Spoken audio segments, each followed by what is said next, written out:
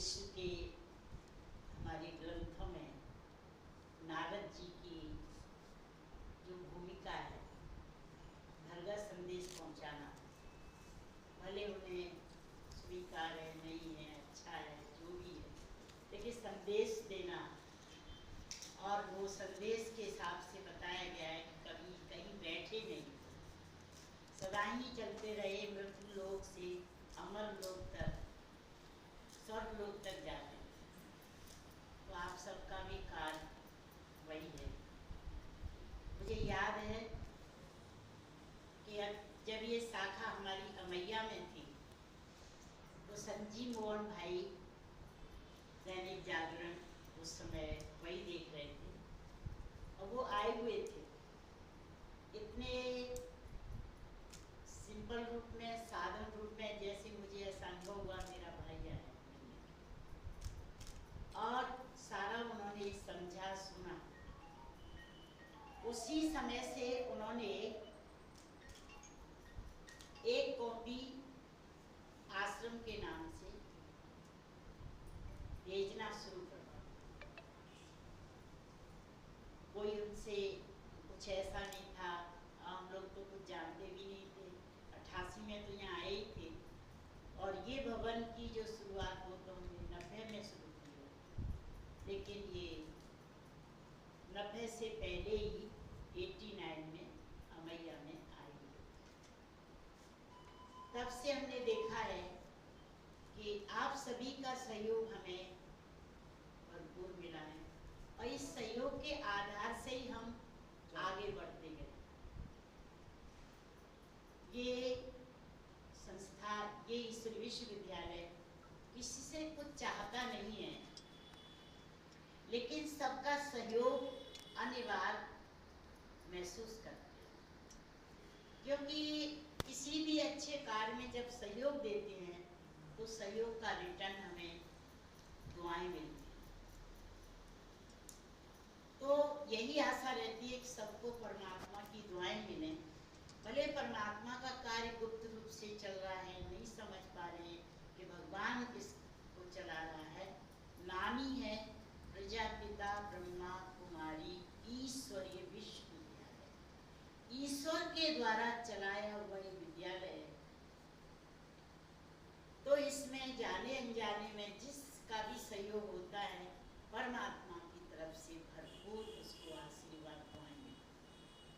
तो हमारा एक ही संकल्प रहा कि परमात्मा की दुआएं सबको मिलनी चाहिए। आज नहीं तो कल महसूस करेंगे कि हमें बहुत अच्छे महान हस्ती से मिला दिया, नहीं जानते थे तो भी। तो हम इस पुरुषार्थ में लगे हुए, आज भी यही उद्देश्य है कि हमारे कोई भी आयोजन होता है तो हमारे भाइयों को ये कार्य के द्वारा इनका हक मिल जाए, आशीर्वाद मिल जाए। जितनी आत्माएं पेपर पढ़ेंगी, देखेंगी और अगर उन्होंने लाभ उठाया तो सारा शेयर आपके खाते में जाए। यही संकल्प रहा है, इसी संकल्प से सभी का आह्वान किया है।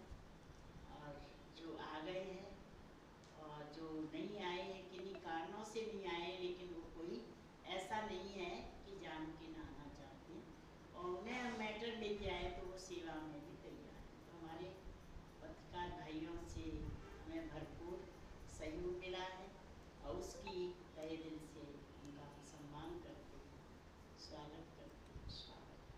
ओम शांति।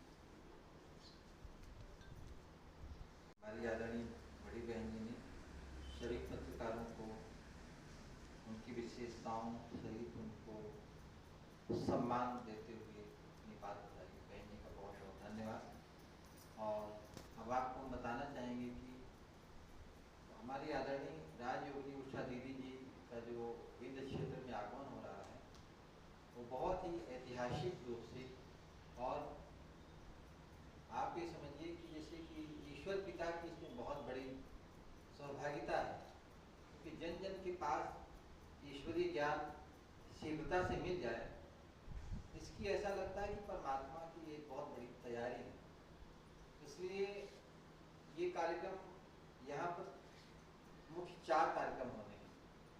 सबसे पहला कार्यक्रम होगा 24 दीदी हमारी 23 तारीख को रात्रि को आ जाएगी। 24 तारीख को पहला कार्यक्रम पूरे जोन के जितने पुलिस अधिकारी हैं, पुलिस अधीक्षक हैं और जितने भी हमारे यहाँ तक कि आईजी साहब भी उस सेमिनार में रहेंगे। वो पहला कार्यक्रम है समूहनाथ शुक्ल सभागार अवधेश प्रताप सिंह विश्वविद्यालय के सभागार में। पूरा रीवा जोन वहाँ पर रहेगा आईजी साहब के साथ में। और उनका जो विषय रहेगा तनाव मुक्त प्रबंधन में अध्यात्म की भूमिका, मतलब अध्यात्म द्वारा कैसे तनाव मुक्ति रह सकती है और तनाव मुक्त रह करके सभी अच्छे से अच्छे कार्य को कर सकते हैं। ये दीदी का हमारा प्रथम संबोधन है कि पूरा जोन उस दीदी को सुनेगा और एक्सीलेंसी ऑफ वर्क कार्यों में उसका को प्राप्त करेगा। दीदी जी का दूसरा संबोधन 24 तारीख को है, जो सबसे बड़ा ऐतिहासिक कार्यक्रम है कृष्णा राजपूत ऑडिटोरियम में। दीदी जी के व्याख्यान का समय शाम को 4:30 से लेकर के 7:30 बजे तक, लेकिन 2 बजे से लेकर के एक कार्यक्रम और है। इसके विषय में हमारे भी आदरणीय नीलेश जी आपको बताएंगे कि एक सांस्कृतिक कार्यक्रम और मेडिटेशन 2 बजे से लेकर के 4 बजे तक चलेगा, जिसमें विभिन्न क्षेत्र के कलाकारों को एक प्रभु स्मृति का गीत और मेडिटेशन इसको लेकर के, ताकि वहाँ का जो वातावरण है राजकपूर ऑडिटोरियम का वो संपूर्ण योग युक्त, सात्विक और शक्तिशाली रहे। इसके लिए हमारे नीलेश जी ने सुझाव दिया था कि ऐसा कार्यक्रम किया जाए जिससे कि उस परिसर के अंदर जो उस दिन प्रवेश कर जाए उसको माउंट आबू जैसी सात्विकता, शांति और परमात्मा की अनुभूति। तो ये 2 बजे से कार्यक्रम शुरू हो जाएगा। बाकी 4:30 बजे से लेकर के और 5 बजे तक ईश्वरीय विश्वविद्यालय के जो तपोनिष्ठ भाई बहने हैं वहाँ पर ध्यान करेंगे, मेडिटेशन करेंगे, जिससे कि पिन ड्रॉप साइलेंस, जैसे कि आप देखते हैं स्नान करने के बाद भोजन करते हैं, वैसे वहाँ पहले योग का कार्यक्रम चलेगा।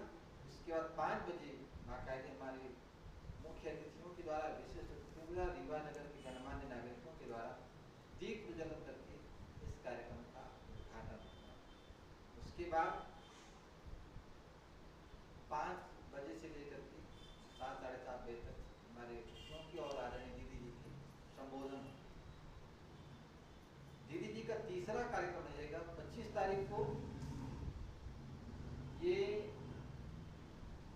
जो यूनिवर्सिटी के हमारे आदरणीय कुलपति जी हैं डॉक्टर राजकुमार आचार्य जी, उनके मुख्य आतिथ्य में पूरे संभाग के जितने भी हमारे प्रोफेसर्स हैं, प्राचार्य हैं, वो सभी संबोधनात्मक सभागार में पधारेंगे। और दीदी जी का विशेष संबोधन रहेगा सनातन मूल्यों के द्वारा तनाव मुक्त प्रबंधन।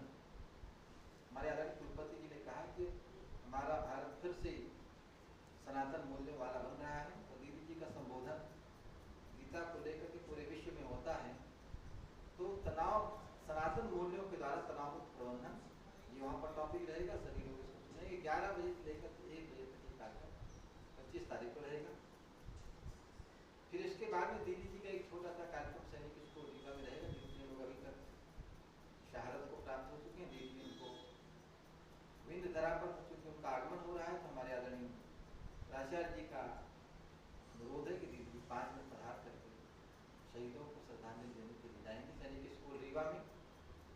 दीदी जी का एक जो मुख्य और कार्यक्रम है, रीवा संभाग के जितने प्रशासनिक अधिकारी हैं, जिसमें कि हमारे आदरणीय रीवा और शहडोल संभाग के कमिश्नर सम्मानित श्री BS जामोद जी हमारे बीच में रहेंगे। और उनकी उपस्थिति में जितने भी जिले हैं, यहाँ पर 6 जिले हैं, सभी के कलेक्टर्स और संपूर्ण प्रशासनिक अधिकारियों के बीच में दीदी जी का संबोधन होगा। प्रबंधन हेतु आध्यात्मिक मूल्य, इस विषय पर दीदी जी का विशेष संबोधन रहेगा। और उसमें सभी संभाग के प्रशासनिक अधिकारियों को एक दीदी जी का व्याख्यान मिलेगा। और 5 बजे से लेकर के 7 बजे तक यही कार्यक्रम रहेगा। इसके बाद में दीदी जी यहाँ पर वापस आएंगी। इस बीच में एक कार्यक्रम दीदी जी का 3 बजे से और रखा गया है 25 तारीख को, जो आप सबको जानकारी बता रहे हैं। रीवा नगर के कुछ कुछ गणमान्य नागरिक और हमारे कलाकार वर्ग दीदी जी का विशेष सम्मान करेंगे। 3 बजे से लेकर 3 से 3:30 के बीच में आधे घंटे का समय दीदी ने दिया है। रीवा नगर के गणमान्य नागरिक और कलाकार हमारी मीडिया के उपस्थित हो सकते हैं जो चाहेंगे कि हम दीदी का सम्मान करें, दीदी से हमको कृपा दृष्टि मिले, तो वो भी कार्यक्रम दीदी ने आधे घंटे का हम लोगों को दिया है। इस प्रकार दीदी कार्यक्रम रहेगा और हम उम्मीद करते हैं कि इसमें जैसे जैसे हमको सूचनाएं मिल रही हैं, पूरे मध्य प्रदेश से इस कार्यक्रम में लोग आ रहे हैं। मध्य प्रदेश से बाहर के भी लोग आ सकते हैं, ऐसा उम्मीद है। और रीवा जिले में तो बहुत बड़े, रीवा संभाग में बहुत बड़ा ऐतिहासिक कार्यक्रम रहेगा और सभी को गीता ज्ञान के द्वारा गीता का सार जीवन का आधार, ये टॉपिक रहेगा। वो राजपुर ऑडिटोरियम में कार्यक्रम है, जीवन का सार गीता सार, जीवन का आधार गीता का ज्ञान, इस टॉपिक पर दीदी का संबोधन रहेगा और सभी हमारे विंध्य की जनमानस एक अद्भुत ज्ञान को प्राप्त करेंगे, सभी समस्याओं से, ऐसा हमारा विश्वास है। मैं सम्मानपूर्वक मंच पर बुलाऊंगा हमारे शिव क्रिएशन के डायरेक्टर शिव जी आ चुके हैं, वो मेरे ही बगल में कुर्सी लेकर के शिव कुमार भाई को दीपक गार्डन। ये यूनिवर्सिटी में जो कार्यक्रम होगा समय क्या है उसका 11 बजे से 1 बजे तक है, जो पुलिस आईजी पुलिस के द्वारा रीवा जोन के समस्त पुलिस अधिकारियों का ये यूनिवर्सिटी में हाँ देखिए 2 कार्यक्रम यूनिवर्सिटी के सभागार में है। पहला हमारे आदरणीय रीवा कमिश्नर साहब और दूसरा आईजी रीवा जोन, इनके द्वारा सभी पुलिस अधिकारी होंगे, जिसमें पुलिस अधीक्षक भी रहेंगे, सभी अधिकारी रहेंगे और एक प्रोग्राम कुलपति जी के निर्देशन में सभी प्राध्यापकों के लिए रखा गया है। माना ये कार्यक्रम जैसे परमात्मा के द्वारा बनाया गया है। ये रीवा का दीदी जी का आगमन पहली बार हो रहा है, दिन पहली बार।